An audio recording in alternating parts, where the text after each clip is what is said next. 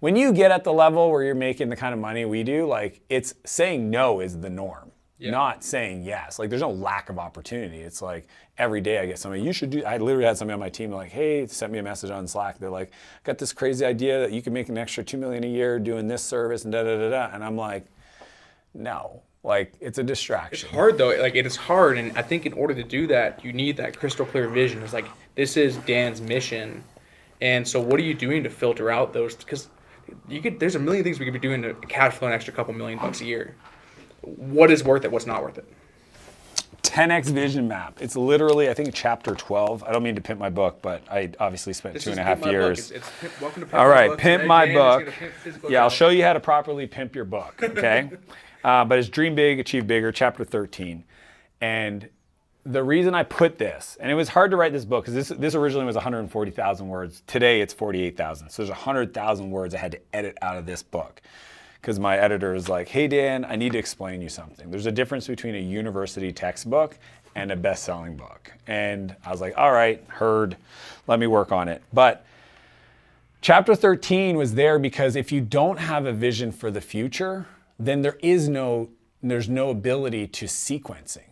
And sequencing equals success, right? Like the same ingredients could exist in two different people. One person has the proper sequencing called a recipe. The other person has no recipe. They just have the ingredients. One person creates a beautiful chocolate cake. The other person creates a pile of mush.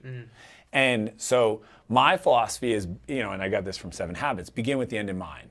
So the 10X vision map for me is a tool and a strategy for people to have permission to allow themselves to dream. Like, how do you think about the future without constraints, right? The what and the where, and then allow that to materialize by your decisions today, right? When people are like, hey Dan, I'm thinking of doing a few different things, which way should I go? I'm like, it all depends what you want.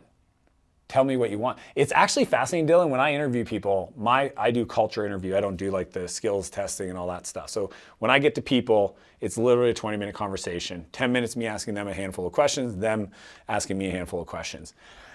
I'm gonna give the questions away because I might hurt myself because I like to see if people are prepared. But the question I ask them is 10 years from now, you're waking up and you're living your dream life and you can live anywhere and do anything. We can't be working together, just to take that off the table. Describe to me in as much detail as you possibly can what that looks like. You know what I hear most often? I don't know. That's a great question.